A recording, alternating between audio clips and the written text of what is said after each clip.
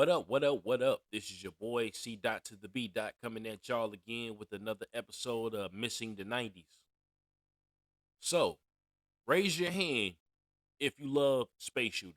You know what I'm saying? You got R Type, you got Thunder Spirits, you got Gradius 1, 2, and 3, you got Earth Defense Force, you know what I'm saying? You got 1942, you got all these space shooter games, right? All classics. But there's one space shooter out there that I put above the rest. I'm talking about as far as like, from the Super Nintendo on down. But the one space shooter game I put above the rest of them, in my opinion, y'all remember that's my opinion, is Axelay. So this was one of those games that we did have in my childhood. But the thing is, back then I did not appreciate the game as much as I do now. And I kind of regret it because back then I'm pretty sure you could pick the game up for a couple of dollars. It was just one of those games. But now this game goes for about 100 or something. You know what I'm saying? One something. Hopefully the price came down on it, but it was a while ago when I looked. You know what I'm saying? So yeah, the game is not cheap at all. It'll definitely cost you an arm and a leg to get it. So I managed to get lucky and I did snag a copy of the game, but it was nowhere near for that price. Um it's just one of those things where back in the day it's like you didn't really play it like that, but then it pops in your head later on and you wish you did because it turned out that the game was really dope.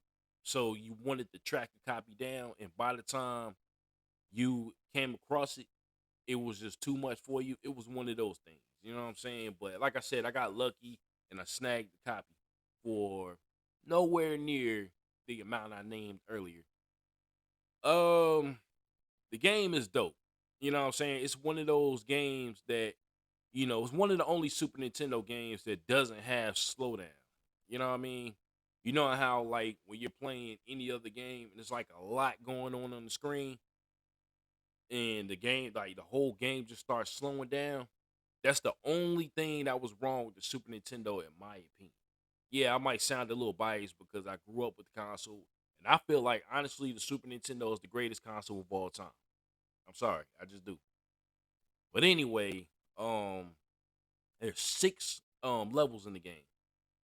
You got three top down sections, and you got three side scroller, shooting levels. And some people said this game was easy, but it wasn't to me. It really wasn't.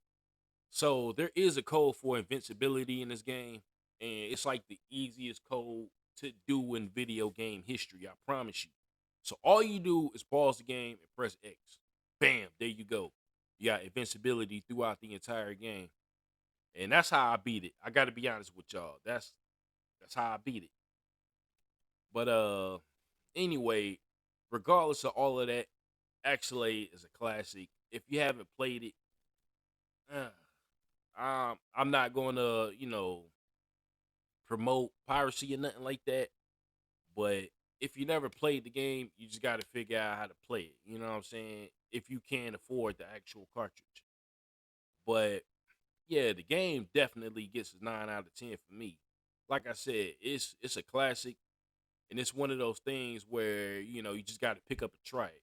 You know what I mean? I'm pretty sure the people who has heard of this game says it's a great game. It's a very underrated game on the Super Nintendo. So like I said, Axelay classic. All right, and I will be back here with you guys later on to do another movie review. We're gonna be talking about Balto today, so definitely, definitely, definitely stay tuned for that. I will see you then. All right, peace.